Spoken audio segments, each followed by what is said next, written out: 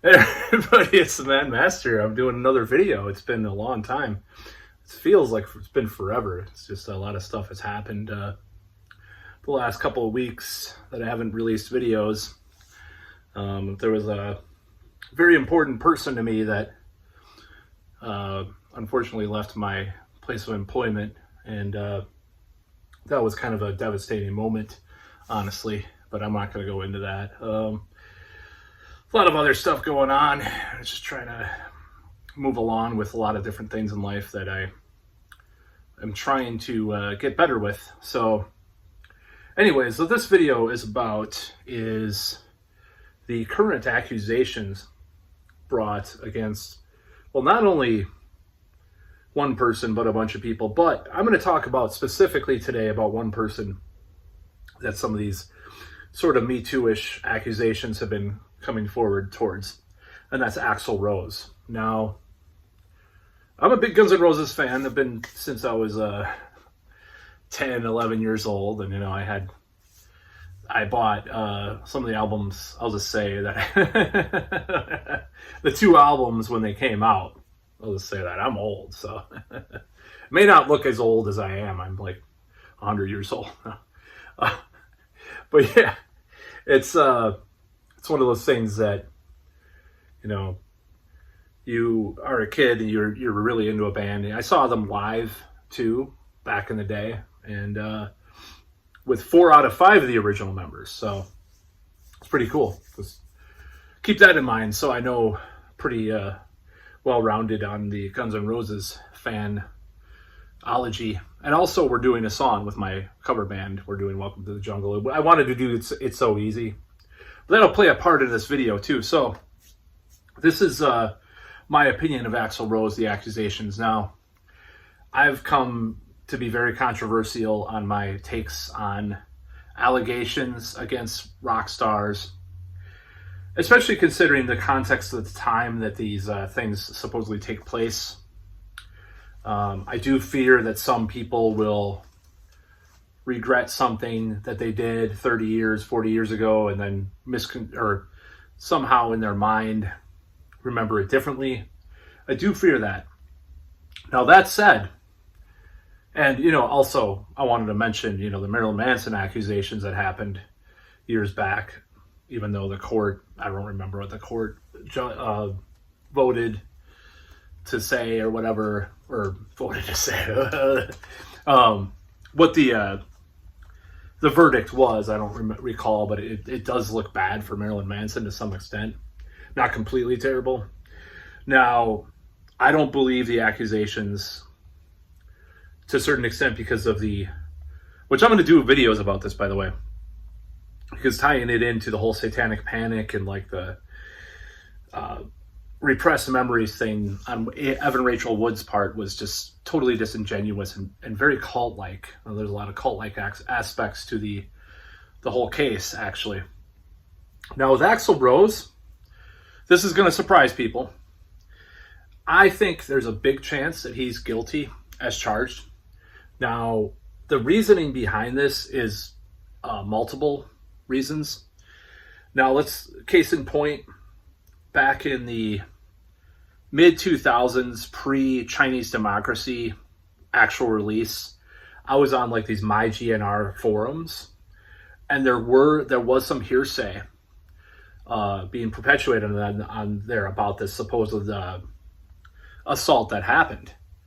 I don't know if it was the same person, but there was someone that was accusing him secondhand of doing these things back in the day. So that's one strike against Axl Rose in that case. Now, the second strike is from actual arrest history. I believe Stephanie Seymour did charge or allege that he was abusive, and some of his girlfriends have said that before.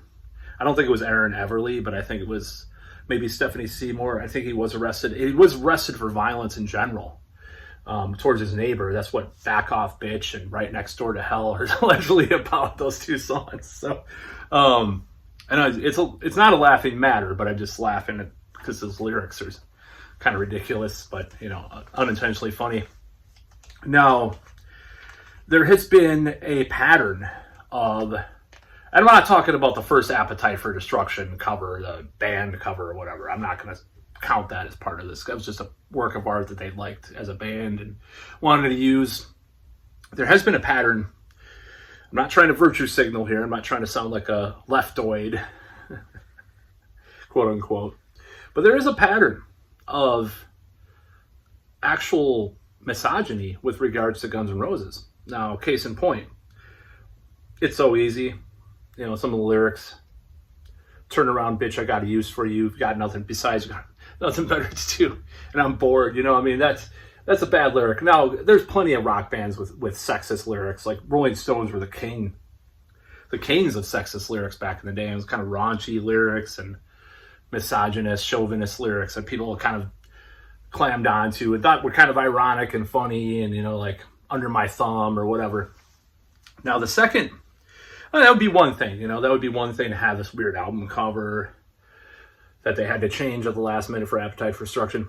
It would be one thing to have that. It would be one thing to have, you know, songs like It's So Easy or Back Off Bitch or Right Next Door to Hell. But on GNR Lies is the song Used to Love Her, you know. And this song is about one of the band members' dogs dying and having to bury the dog, but it has a double meaning, double entrande or whatever, however you pronounce that. It sounds like, well, is it a dog or is it an actual woman, you know? Because bitch is used for both, right? And I was just snorting some coke with Guns N' Roses. Just kidding. I'm just recovering from a cold. So pardon the sinus stuff there. It's kind of gross in a video. I'm actually going to be doing some real scripted videos soon. This is unscripted, this one, obviously. But I wrote down at least 3 or 4 that I'm going to do fully scripted and fully edited on this old-ass computer right here. Maybe one day, if I get enough clout or money, I'll get another computer to edit videos on. Actually, I do have another computer I can do that on. So, Used to Love Her, you know, songs like that. Now, I think he's just had a reputation of being a very kind of he has a lot of mental challenges, Axl Rose. We've known this for years, you know.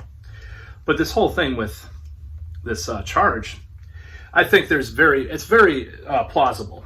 I'm just saying. And I don't like to say that, but maybe it's about time that I believe someone. No, just kidding. No, it's not about that. No, there's plenty of evidence in this matter that this may have happened.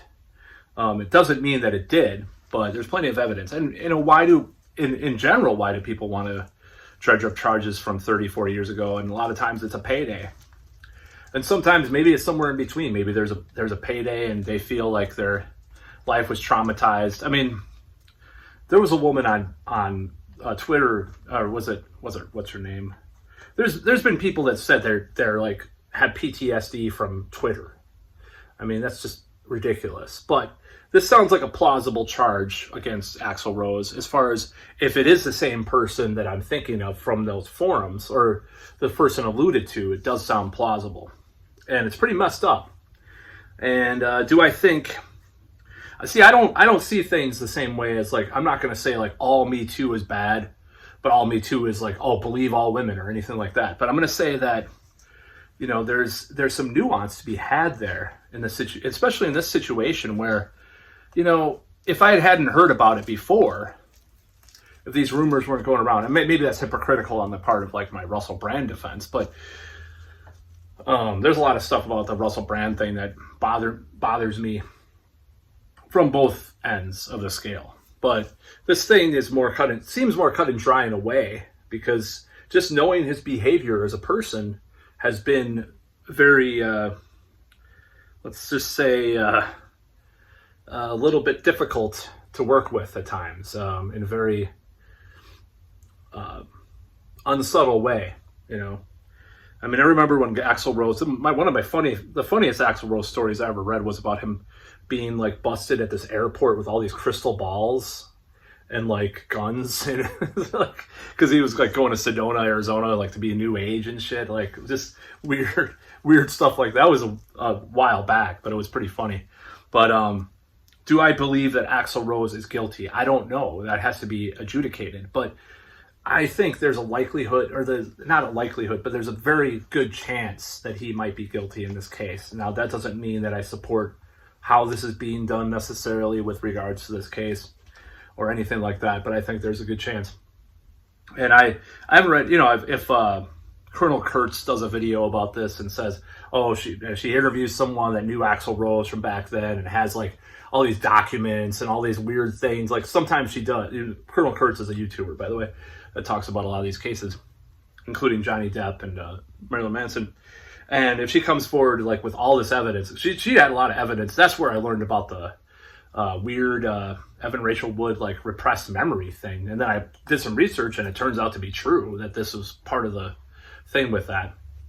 So yeah, I mean, if she came out with something, or someone came out with something like that, and they said, oh, it's probably not, this seems bogus, then maybe I would be swayed by that. But like it was with Marilyn Manson, I was like, it sounds like he would be kind of someone that would do something like that. But now it's like maybe, but all this other stuff kind of puts a little bit of plausible deniability. Not plausible deniability, that's not the right word.